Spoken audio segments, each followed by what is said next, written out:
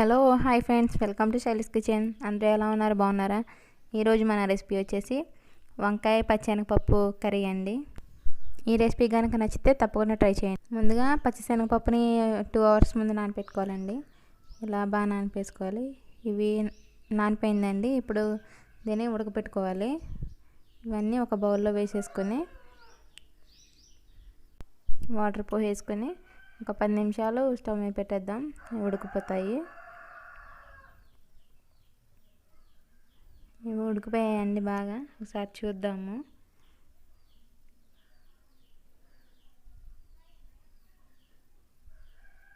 బాగా మెత్తగా అయిపోయిన అవసరం లేదండి. కొంచెం లైట్గా పొలుగ్గా ఉంటే చాలు.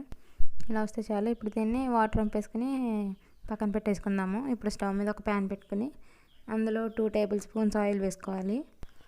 ఆయిల్ హీట్ ఎక్కాక ఇప్పుడు సన్నగా తరిగి పెట్టుకున్న ఆనియన్స్ వేసుకోవాలి. 2 పచ్చిమిర్చిని ఇలా పెద్దగా ముక్కలు కోసుకొని వేసేసుకోవాలి.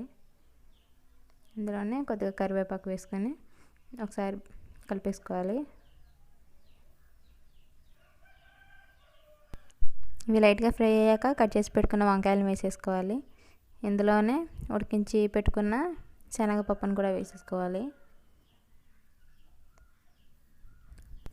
2 spoons సాల్ట్ వేసుకొని బాగా కలిపేసుకోవాలి.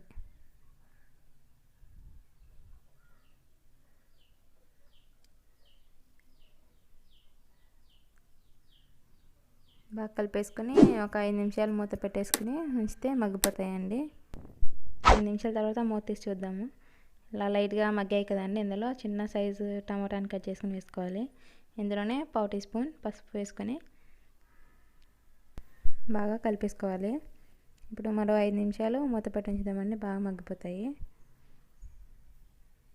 5 నిమిషాల తర్వాత మగ్గిపోయాయి కదండి మొత్తం. ఇందులో నేను 2.5 spoons వేసానండి కారం. మీ కారానికి తగ్గట్టు వేసుకోండి. 1/4 teaspoon garam masala, 1 teaspoon ధనియాల పొడి వేసుకొని బాగా కలిపేసుకోవాలి. ఇది మొత్తం కలిపేసుకున్నాక 1 cup వాటర్ వేసుకోవాలండి. వాటర్ వేసి బాగా కలిపేసుకోవాలి.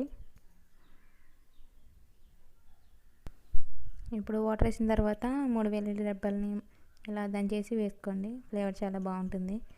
ఇప్పుడు మళ్ళీ కలిపేసుకుని ఒక 2 నిమిషాలు మూత పెట్టేసుకుని ఉడికించండి. వాటర్ మొత్తం ఇంకిపోయేలాగా. అంతేనండి. వాటర్ మొత్తం ఇంకిపోయాయి కదా. కొంచెం పులుసుగా కావాలంటే కొన్ని వాటర్ ఎక్కువ వేసుకొని ఉంచుకోవచ్చు. లేదా ఇలా కావాలనుకుంటే ఇగురులాగా ఇలా చేసుకోవచ్చు.